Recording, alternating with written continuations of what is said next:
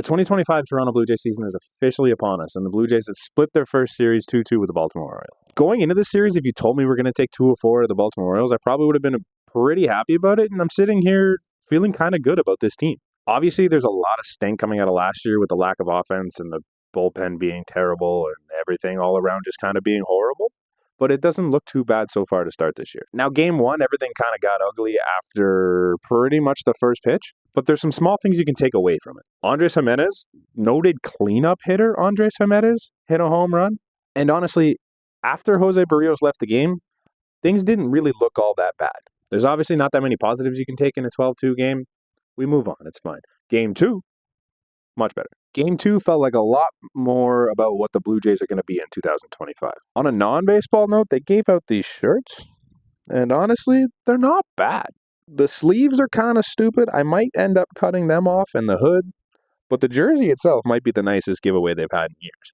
All that aside, the game was pretty entertaining, with the top of the lineup doing exactly what you're paying them to do, and the bottom of the lineup kind of chipping in here and there. Will Wagner is a saint at the bottom of the lineup. Game 3's got a bad odor around it because of the Max Scherzer thing, but what I saw out of Max Scherzer when he was healthy looked fantastic, and basically everybody outside of Richard Lovelady, who's gone now, looked pretty good.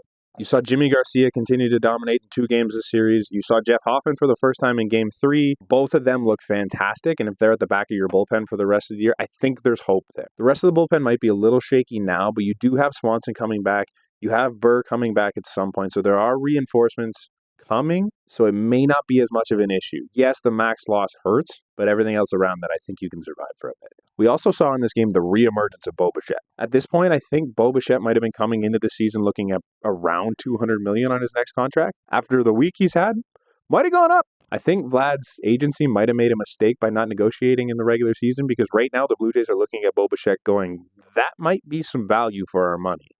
Now, he's never going to be Vladimir Guerrero Jr., star power or talent, but if you can get Bo at $250 as opposed to Vlad at the $6 that he wants in the offseason, they might be having that thought. Apart from Bo Bichette, Jeff Hoffman might have been my favorite thing to watch in this game in a meaningless outing for him. For a guy that couldn't pass a physical for these Baltimore Orioles, the 98 coming out of his hand looked pretty good, which rolls us right into Game 4. Now, this felt more like a 2024 Toronto Blue Jays game. Chris Bassett kind of shoved, but didn't at the same time. Gave up a lot of base runners, but couldn't let anyone score. And the offense was kind of non-existent. Didn't cash much, but got the job done. Shout out to George Springer. I don't know if he's back, but he is looking like a much better version of himself. He's seeing the ball really well, and he's kind of placing it to all fields. I thought he got the one today to make it a 3-1 game or whatever it would have been at the time, but he's hammering the baseball right now, which is a great sign if you want this team to succeed.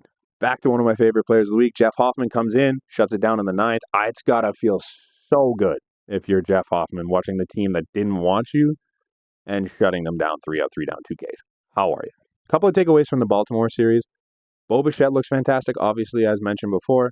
Jeff Hoffman, fantastic, but also his intro music, we've rolled right out of the Jordan Romano stuff into Jeff Hoffman. It's fantastic. Alan Roden's doing a lot. Even when the bat's not there, he's doing a lot on the field. He made a fantastic diving catch in Game 1.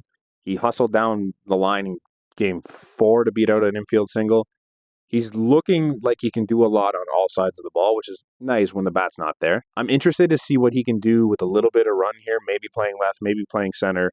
Who knows? They'll give him a shot, and I think he can take it and run with it with the tools that he has. After 4 games, I think Will Wagner's walking away with a third base job, but Ernie wasn't too bad either. His defense looked fantastic, and the bat, it's never going to be a thing for Ernie, but it looks okay right now.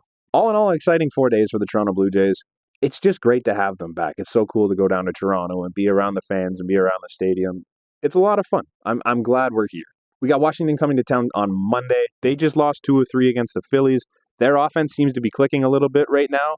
Not great seeing as how our pitching staff's looking, but it's a series that should definitely be winnable with what we have going forward. And I think if we can come away with 2 or 3, that's a great sign for the Toronto Blue Jays. So that's it from the first series.